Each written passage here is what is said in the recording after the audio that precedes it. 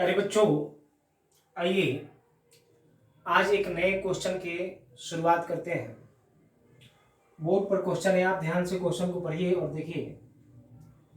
दो वस्तुओं के बीच आवेश विनिमय के क्रम में यदि एक वस्तु दूसरी वस्तु को प्रति सेकेंड यानी कि 1 सेकेंड में 10⁹ इलेक्ट्रॉन देती है, तो पता करना है 1 कूलम आवेश देने में कितना समय लगेगा।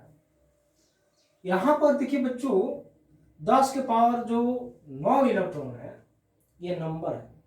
10⁹ क्या है? नंबर है। तो आप n बराबर लिख सकते हैं 10⁹ और आवेश का मान दिया हुआ है, और यह आवेश का मान दिया हुआ है 1 कूलम। अब यहां पर इतना इलेक्ट्रॉन में कितना आवेश का मान होगा, तो आप फॉर्मूला पढ़े हैं Q बराबर Ne, नहीं, यहां पर इस तरह से कर देते हैं, और n 10⁹ है और E का मान हो जाएगा आपका 1.6 इंटू 10⁻⁻19 कूलम। तो Q बराबर ये हो जाएगा 1.6 इंटू 10⁻⁻10 कूलम। ये 10⁹ इलेक्ट्रॉन का मतलब इतना आवेश आता है, तो उसके लिए समय आपको लगता है 1 सेकेंड। तो कितना आवेश लाना है आपको? 1 कूलम का आवेश। तो यहां हम लोग आप लिख सकते हैं 1.6 गुने 10⁻⁻10 कूलम आवेश के लिए 1 सेकेंड समय लगता है।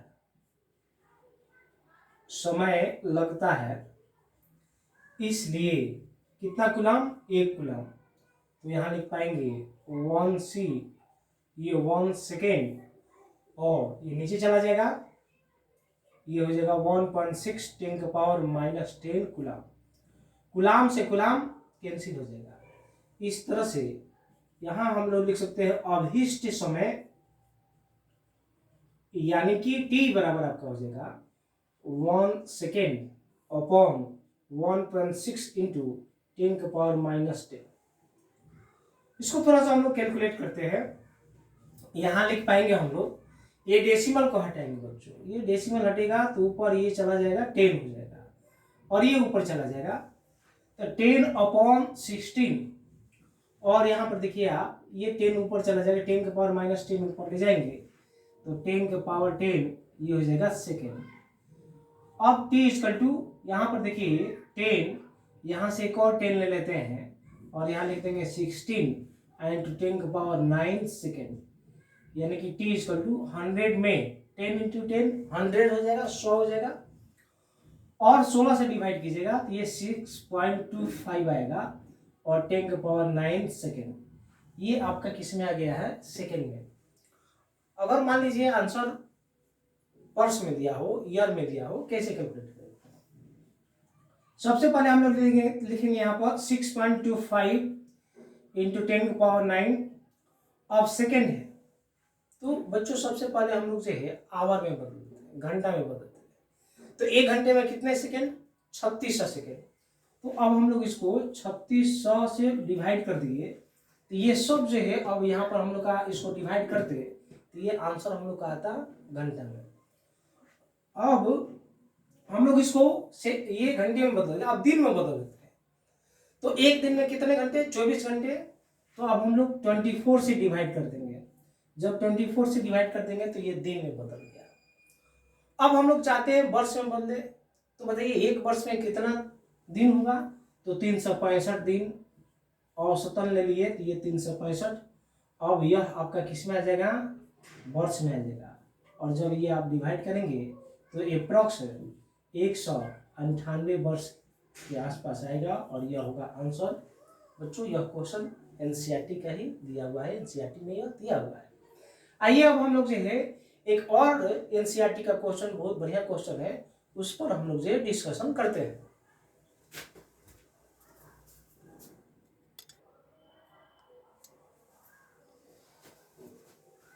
बच्चों आइए एक और प्रश्न यहाँ हम लोग देखते हैं, और ये एनसीईआरटी में इस तरह से क्वेश्चन दिया हुआ है। तो देखिए क्वेश्चन को आप ध्यान से पढ़िए। यदि किसी प्याले में 0.25 किलोग्राम पानी रखा हो, उसमें इलेक्ट्रॉन और प्रोटॉन की संख्या ज्ञात करनी है और साथ ही साथ आवेश का जो मान है वह कूलाम में व्यक्त करना है। यानी कि प्याले में जो है पानी का जो द्रव्यमान है, मास है, ये मास दिया हुआ है 0.25 किलोग्राम। तो इस किलोग्राम को हम लोग ग्राम में बदल देते हैं।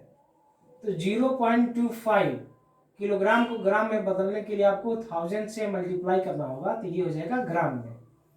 ये डेसिमल हटाएंगे तो 1, और जितना डिजिट होगा, जितना अंक होगा, आप उतना जीरो दे देंगे।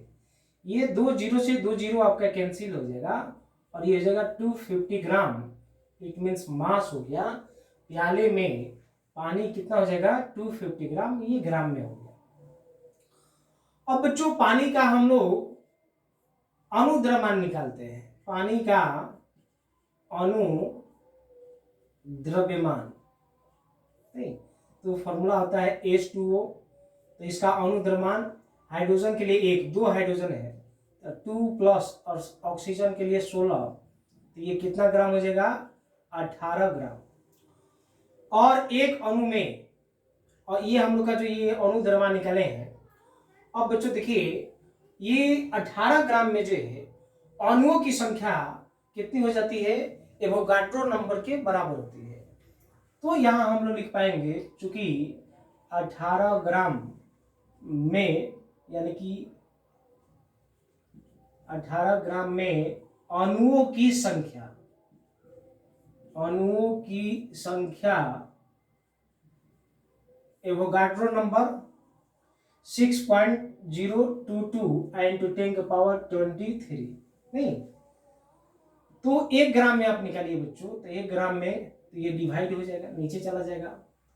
यहाँ लिखते हैं इतनी है, ये 6.022 into 10⁻23, और ये नीचे चला जाएगा, तो ये हो जाएगा 18 ग्राम। हम लोग को कितना में निकालना है? 250 ग्राम में।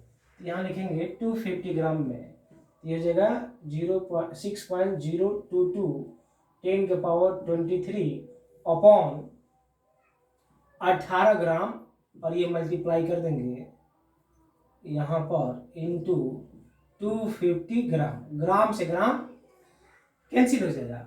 तो जब इसको हम लोग कैलकुलेट करेंगे तो ये आपका जाएगा 83.6 इंटू 10⁻23। ये क्या निकला आपको बच्चों? यह निकला अणुओं की संख्या। अब देखिए बच्चों, पानी के प्रत्येक अणु में, किसके? तो पानी के ना, यहाँ लिख सकते हैं पानी के प्रत्येक अणु में प्रोटॉन और इलेक्ट्रॉन की संख्या कितनी है? 10 है। कैसे?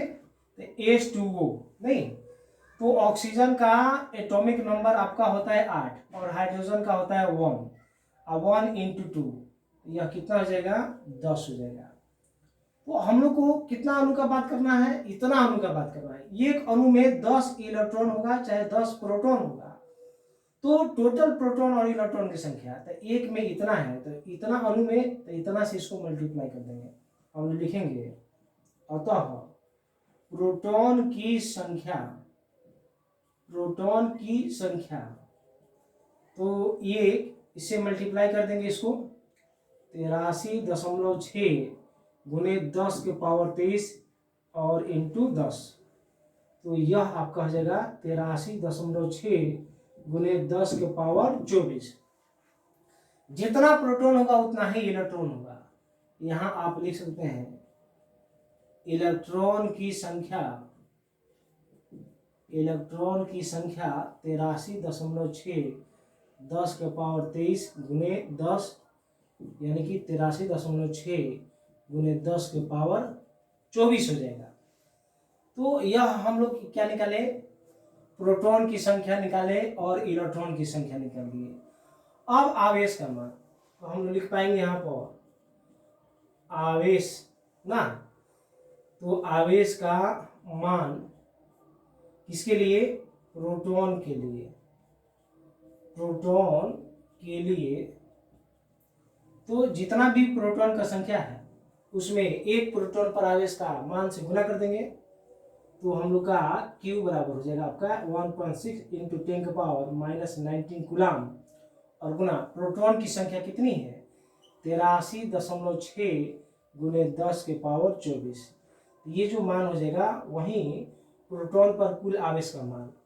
उसी तरह से इलेक्ट्रॉन पर आवेश का मान के लिए हम लोग लिख पाएंगे Q बराबर -1.6 इंटू 10⁻⁻19 गुलाम और 83.6 इंटू 10⁻24। आप इसे मल्टीप्लाई कर देंगे तो इस तरह से इलेक्ट्रॉन पर कुल इलेक्ट्रॉन पर आवेश का मान यह हो जाएगा और कुल प्रोटॉन पर आवेश का मान ये हो जाएगा, और ये प्रोटॉन की संख्या हो गई और ये इलेक्ट्रॉन की संख्या हो गई।